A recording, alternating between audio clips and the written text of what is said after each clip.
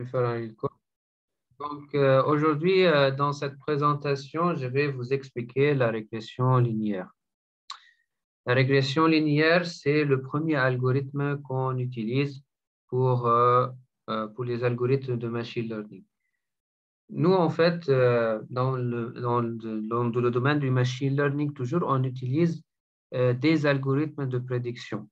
Pourquoi? Parce que le domaine du machine learning, c'est l'ensemble des relations mathématiques ou bien des algorithmes de prédiction des relations mathématiques entre plusieurs variables aléatoires dépendantes. OK?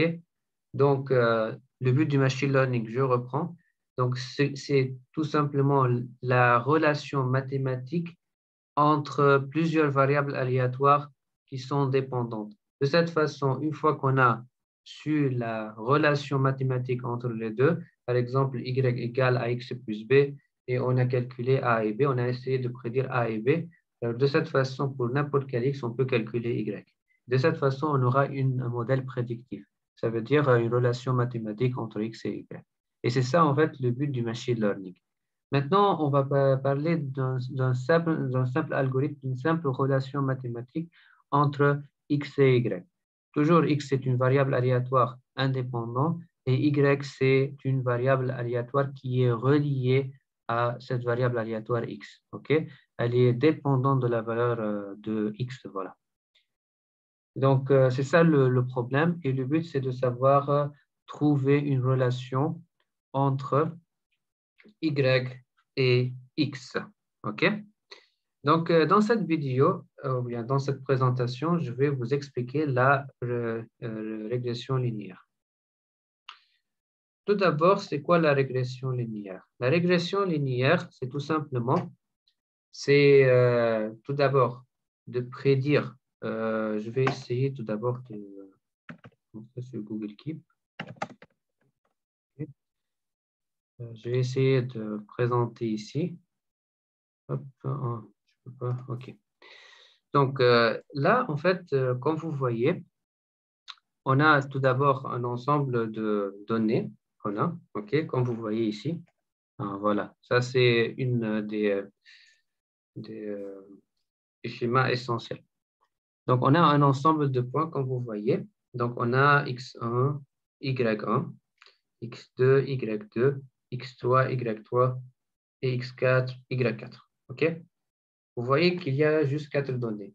L'idée, c'est qu'on a besoin de plusieurs données, pas seulement juste 4 données, peut-être un ensemble de données, parfois 1000 données, parfois des millions de données, il n'y a pas de problème. Du coup, l'idée, c'est que là, dans cet ensemble de données, on va essayer, par exemple, pour une 5e donnée, de prédire où se trouve Y. Okay? Du coup, on doit créer un modèle prédictif en se basant sur le comportement de ces données, on les connaît déjà. Parce que juste ce qu'on a fait, c'est de créer des expériences aléatoires. Puis après ça, d'essayer de créer un modèle à partir de ces expériences qu'on a déjà, ces 4 expériences qu'on a déjà, et de prédire par exemple la 5e, la 6e, la 7e, etc. C'est ça donc le but. Mais avant tout, on doit savoir le comportement de ces données. Si on ne sait pas le comportement de ces données, ça ne sert à rien en fait de savoir le modèle prédictif. On ne peut pas déterminer le modèle prédictif, c'est ça. OK? Je pense que c'est clair jusqu'à maintenant, ou bien est-ce que vous avez des questions? Je peux demander si vous avez des questions jusqu'à maintenant, ou bien c'est clair. Jusqu'à maintenant, juste ce que j'ai expliqué, c'est juste pourquoi on a besoin du machine learning et pourquoi on a besoin de la régression linéaire. Jusqu'à maintenant, c'est ça que j'ai expliqué. Mais dans les détails, je ne suis pas en fait entré dans les détails jusqu'à maintenant. Je voudrais juste savoir si vous avez compris le but du machine learning et de la régression linéaire. Bon, je pense il n'y a pas de commentaire, donc je pense que c'est bon. Mais je vais faire un petit résumé. Donc, le but du machine learning, c'est de trouver en fait une relation mathématique entre y et x. Y, c'est une variable aléatoire et x aussi, c'est une variable aléatoire. Y, c'est dépendant de x. X, c'est une variable indépendante. OK? Le but, c'est de savoir prédire n'importe quel cas qu'on a déjà. Par exemple, ici, on a juste 4. cas possibles, 4 expériences, mais la cinquième, on doit nous-mêmes la prédire. OK? Donc, ce qu'on va faire maintenant, given a dataset, ça veut dire un ensemble de données, comme ici, donc on a un ensemble de données, on a juste 4 données. Et du coup, ce qu'on voit en fait, c'est que ces points-là sont proches d'une droite. OK? Ou bien plutôt, ça va créer, c'est comme par exemple, attends, je vais, alors, et voilà, c'est ça. Donc, on voit, en fait, si on prend cet exemple-là, on a par exemple, on va dire 100 données, et du coup, on voit que ces données, en fait, sont proches d'une droite, en fait, qu'on va la déterminer, en fait. Et c'est ça le but de la régression linéaire. Le but de la régression linéaire, c'est de trouver, en fait, la droite qui est très proche, en fait, de ces données-là. OK? Et de cette façon, on pourra, par exemple, pour une valeur donnée, par exemple, une nouvelle de x, de prédire au moins la valeur de y correspondant, même si elle n'est pas égale, mais on peut prédire, par exemple, la valeur de y de telle façon qu'on pourra, par exemple, comparer, si par exemple, on veut comparer la valeur exacte et la valeur prédictive, ça sera en fait une petite erreur, en fait. Et c'est ça, en fait, le but de ce qu'il faut voir avec la régression linéaire. OK? Donc, la régression linéaire... Allô? OK. Donc, tout simplement, donc, le but de la régression linéaire, d'essayer de prédire y en fonction de x. Maintenant, je vais entrer dans les détails. Par exemple, regardez ici dans cet exemple-là, vous voyez que, par exemple, si on a un ensemble de données, est-ce qu'il faut utiliser ici la régression linéaire? Bien sûr que c'est non. Vous voyez, parce que vous voyez que la donnée ne fait pas une courbe qui est, ou bien ne fait pas une droite, en fait. Pareil pour ici, c'est pas on ne peut pas utiliser la régression linéaire. Pardon, on peut utiliser la régression, mais ça, c'est pas bon. Mais par exemple, ici, ça, c'est très bien, et ça, OK, c'est acceptable. Voilà. Ici aussi, pareil, mais l'idée, c'est que ces données-là sont un peu dispersées. Mais si on peut, par exemple, trouver un modèle ou bien un échantillon dans lequel sont très proches en fait d'une droite, alors à ce moment-là, on est certain d'utiliser la régression linéaire pour prédire y en fonction d'x parce que de cette façon, on aura y prédictif est presque égal à y trouvé en fait. Et c'est ça en fait le but. Alors, donc c'est ça tout d'abord le but de la régression linéaire. J'ai expliqué ça pour que le but du machine learning et de la régression linéaire soit très comprise. Maintenant, revenons à cet exemple-là. Donc, on a 4 données, juste pour simplifier l'idée. On va essayer tout d'abord, ok, je vais accepter les gens. Alors, je vais continuer. Donc, on a dit que donc, la régression linéaire, c'est de trouver la droite qui est la plus proche de ces points-là, dans laquelle, par exemple, si on prend un nouveau point, par exemple x, alors de cette façon, en utilisant la régression linéaire, on peut dire que ça, c'est la valeur de y, même si elle n'est pas égale parce qu'on ne connaît pas, en fait, si on travaille dans le domaine aléatoire, ça c'est normal. Okay? Donc, à quoi consiste cet algorithme? Il consiste à trouver la droite qui est la plus proche de ces points-là. OK? Hop. Les plus proches de ces points-là. Ça veut dire, c'est comme un problème d'optimisation. Vous voyez, donc c'est un problème d'optimisation qui consiste en fait à trouver la droite qui est la plus proche de ces points-là. Et de cette façon, vous voyez que ici, c'est ça en fait le but. Donc c'est en fait de minimiser la somme des distances au carré. Donc distance 1 au carré, plus distance 2 au carré, plus distance 3 au carré, plus distance 4 au carré. Et donc en fait, c'est juste une relation mathématique simple en fait. Donc, tout d'abord, on a l'équation de la droite y égale à x plus b. OK?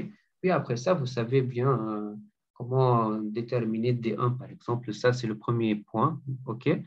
Et du coup, par exemple, ici, la distance entre ça et ça au carré, c'est y1 moins ax1 plus b au carré.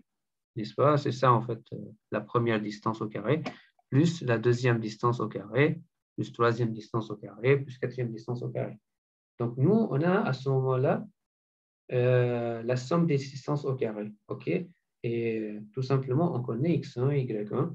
Donc, ce qu'on peut dire, c'est cette fonction-là qu'on a trouvée, c'est en fonction de A et de B, donc des paramètres A et B. Et maintenant, ce qu'on va faire, c'est tout simplement, ça c'est la fonction objectif. Et là, à ce moment-là, ce qu'on va faire, c'est de poser le problème d'optimisation, de minimiser cette fonction-là. Et comment on minimise cette fonction-là? Tout simplement en utilisant le gradient égale 0. Ça veut dire la différence, le différentiel en fait, ou bien la dérivée partielle par rapport à A et par rapport à B est égale à 0. Et à ce moment-là, on aura deux équations à deux inconnues. En résolvant ces deux équations, on va trouver la valeur de A optimale et la valeur de B optimale. Et voilà. Maintenant, on va appliquer ce que j'ai dit. Maintenant, j'ai expliqué ça maintenant d'une façon en parlant en fait. Mais maintenant, ce que je veux faire, c'est d'appliquer en fait en écrivant maintenant dans un tableau. Je vais essayer de trouver un. Alors, hop, juste une seconde, je vais arrêter le partage. OK.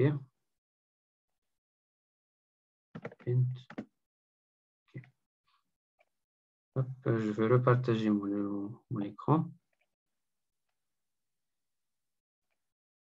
Alors, donc, voilà.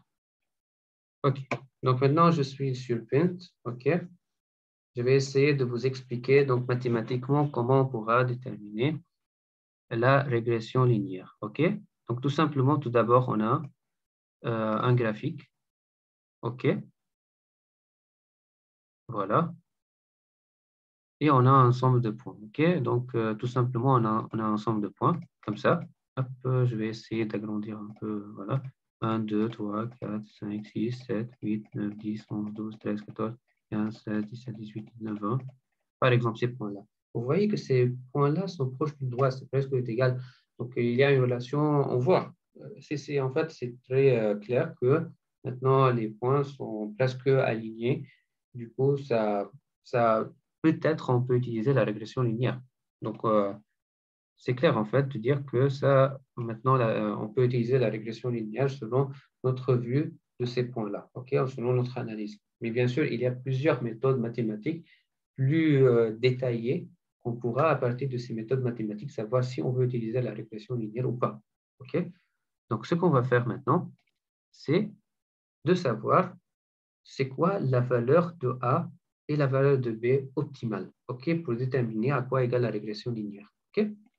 Alors, donc, ce qu'on va faire maintenant, c'est de dire que, OK, donc, on a la droite, OK, ça c'est la droite D, OK, donc la droite D a pour équation y égale à x plus b, OK, c'est clair? Voilà. Et on a un ensemble de points, voilà, donc un ensemble d'échantillons, voilà, ça ce sont les échantillons, donc x, y, et i allant de 1 jusqu'à n. Ce sont en fait les expériences, OK? Mais après, on a une infinité en fait de possibilités. Donc, il faut prédire les infinités de possibilités à la place juste n. En fait, n, ce sont des points qui permettent de déterminer la régression linéaire. Et plus on a des points, plus on aura plus de précision dans la prédiction. OK. Maintenant, qu'est-ce qu'on a dit? Le but, en fait, de déterminer la distance au carré, la somme des distances au carré. Donc, on va dire f de AB, qui est en fait la distance minimale, OK? Pardon, la distance au carré, donc la somme des distances au carré. Donc, la somme allant de 1 jusqu'à n, OK? Donc, de yi moins donc y, donc ax de i plus b, OK, au carré. Voilà. Donc, ça, donc c'est ça en fait la fonction objective. Vous voyez que on a déjà x et y. Ça c'est pas un problème. Donc le problème c'est de déterminer a et b. Ok. Donc je vais essayer d'entrer dans juste de développer cette expression mathématique. Donc la somme allant de 1 jusqu'à n. Ok. Maintenant on peut dire par exemple hop, Ok, hop. Voilà. Donc, YI moins A x de I moins B au carré. Voilà. OK? Est-ce que maintenant c'est clair? Est-ce que vous avez des questions? Je ne sais pas si vous comprenez. Bon, OK. Maintenant, ce qu'on va faire, c'est tout simplement d'utiliser le gradient, OK, de f égale 0. OK, le gradient de f égale 0, ça veut dire, ce sont deux équations. Première équation, la dérivée par rapport à A, égale de la fonction f égale 0. OK, et la dérivée de f par rapport à b égale 0. OK? Voilà. OK, c'est clair? Après, donc, on va essayer de tout d'abord résoudre la première équation, puis la deuxième équation, et puis calculer a et b. Donc, on va essayer de dériver par rapport à a. Donc, ça sera donc, la somme. Donc, ça, c'est la première équation. On va dire ça, c'est la première équation. Donc, 1 ici. Donc, i allant de 1 jusqu'à n. OK? Et là, on a xi, OK, au carré. Donc, xi au carré, parce qu'en fait, la dérivée au carré, ça sera donc 2xi fois axi au carré plus b moins yi. OK, c'est clair? Donc, ça, c'est égal à 0. OK? Ensuite, on va essayer de... Donc, on va essayer de résoudre cette équation-là. Donc, pour trouver en fait une relation entre a et b. Et donc, ici, donc, la somme allant de 1 jusqu'à n. OK? Donc, 2, en fait, sera barré parce que 2 en facteur. Ensuite, A. Hop. OK. Là, on a donc A, xi au carré. OK? Plus bxi moins xi yi. Voilà, égale 0. OK? Donc, je pense que c'est clair là. Je vais essayer de, si je peux continuer à part là. OK. Alors, donc, ici, ça sera A fois la somme de i allant de 1 jusqu'à n, xi au carré, plus b fois la somme de i allant de 1 jusqu'à n, xi égale la somme allant de 1 jusqu'à n, xi, yi. C'est clair? Voilà. Donc, en fait, ça, c'est la première équation qu'on a. Maintenant, la deuxième équation. Donc, je vais prendre un autre. Juste, OK. Voilà. Alors, donc, je vais prendre un autre new. Donc, save, OK. Donc, on avait la fonction f de a, b. C'est ça qu'il faut minimiser. Donc, c'est égal à la somme allant de 1 jusqu'à n. OK. De quoi? Hop. Alors, OK, j'ai pris une capture d'écran pour que je puisse écrire la fonction objective. Donc, c'est yi moins a de x i moins y moins b. OK, au carré. Donc, maintenant, je vais faire la dérivée par rapport à b égale 0. Et de cette façon, ça sera facile en fait. Donc, ça sera 2 fois la somme allant de 1 jusqu'à n. Donc, de a xi plus b moins yi égale 0. OK? Donc, ici, ça sera la somme allant de 1 jusqu'à n, xi plus b fois n, moins ça veut dire plus. OK? 1 allant de 1, voilà. Et voilà, donc ça, c'est clair maintenant. Et déjà, donc ça, c'est la deuxième équation. Donc, c'est facile, en fait, vous voyez. Donc, on peut dire 1 divisé par n, la somme de i allant de 1 jusqu'à n, yi, OK, moins a, voilà, somme allant de 1 jusqu'à n, OK, de xi. OK? Donc, ça, c'est B. Et on a déjà, en fait, ça, c'est dans la deuxième équation. Et maintenant, juste...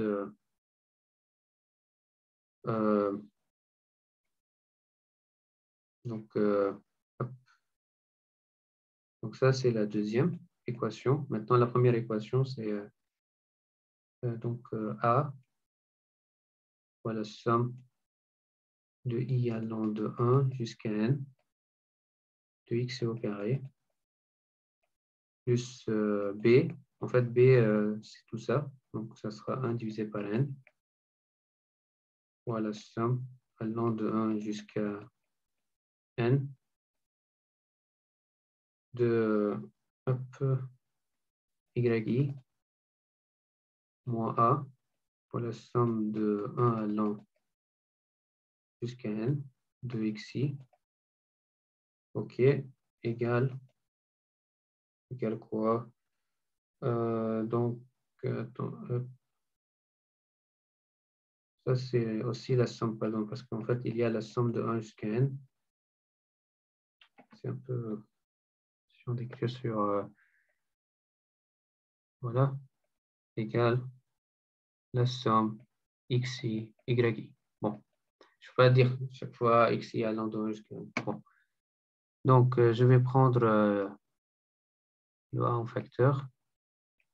Donc, xi, donc xi au carré, moins 1 divisé par n, pour la somme de xi, tout ça, égale la somme de xi, yi, moins, OK, 1 divisé par n,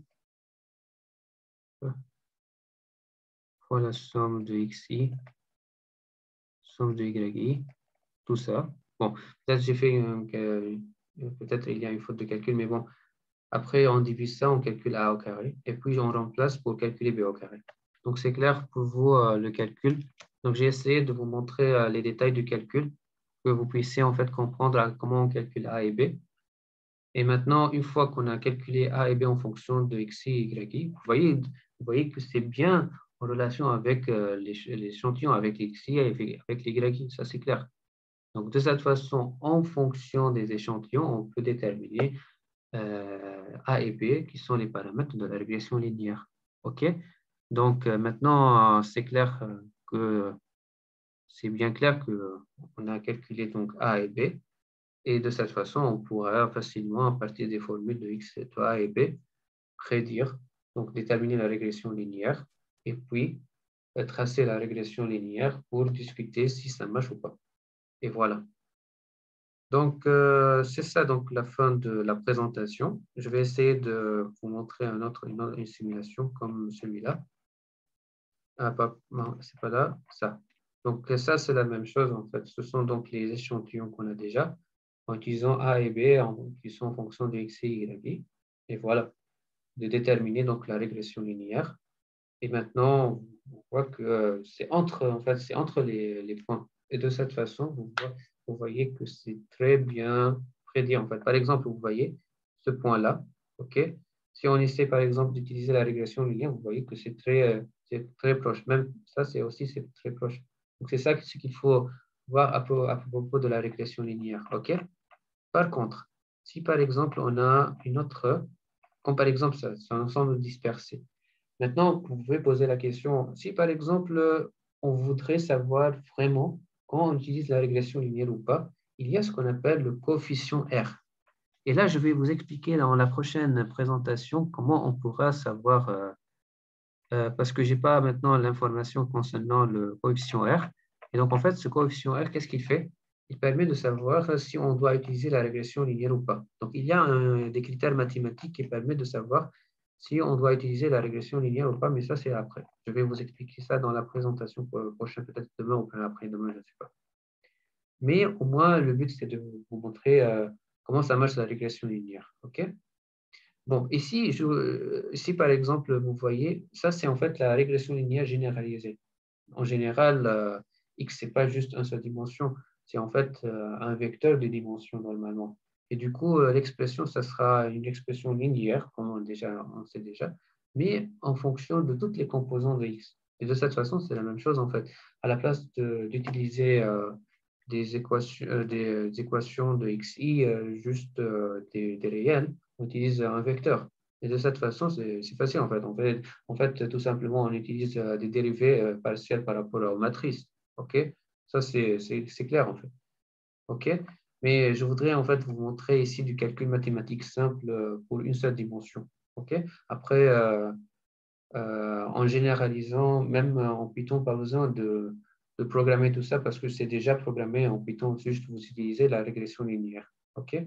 Donc, en fait, dans cette présentation, c'est une présentation théorique parce que je pense que demain, je vais faire une présentation du côté programmation en Python et avec aussi le modèle la condition mathématique quand on peut utiliser la régression linéaire ou bien on ne peut pas utiliser la régression linéaire parce qu'il y a aussi d'autres méthodes comme par exemple la classification, ça c'est un autre problème, vous voyez. Mais ici, ça c'est une prédiction du côté réel, ça veut dire c'est pas juste il y a un ensemble spécifique de valeurs, non, on a un ensemble de valeurs, ok.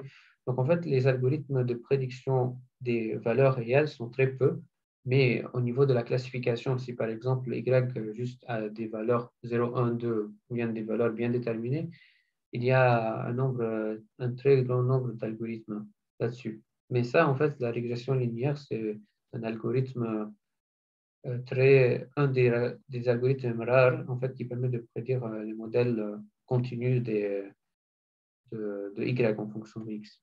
Mais bon, voilà. Donc, après ça, après avoir, donc, une fois qu'on a compris ça, on a bien sûr l'autre régression qui est la régression non linéaire dans laquelle on a la régression, ça sera par exemple une courbe, peut-être une parabole, ça dépend en fait. Et l'idée, c'est qu'on va utiliser des puissances à la place de, par exemple, d'un modèle linéaire. On va utiliser comme par exemple au carré, au cube, etc. Il y a en fait des critères pour savoir aussi de, de, le degré de chaque modèle en fait. Ça dépend en fait, comme je vous ai dit, toujours ça dépend de XI et de YI. Ça dépend toujours des échantillons. Et voilà. Donc, j'espère que vous avez compris donc, cette présentation. Bien sûr, je n'ai pas tout expliqué. Il y a beaucoup d'explications autres que j'ai expliquées, mais ce sont en fait les bases que j'ai proposées aujourd'hui. Et j'espère que dans la présentation après, je donne des détails. Puis, j'avance dans les algorithmes pour expliquer le SVM et Support Vector Machine et les algorithmes de classification, les algorithmes euh, supervisés, non supervisés, semi-supervisés, puis la reinforcement learning. Et voilà. OK. Si vous avez des questions, moi, j'ai fini donc la présentation. Je vais arrêter maintenant le partage. Et je vais arrêter aussi le record.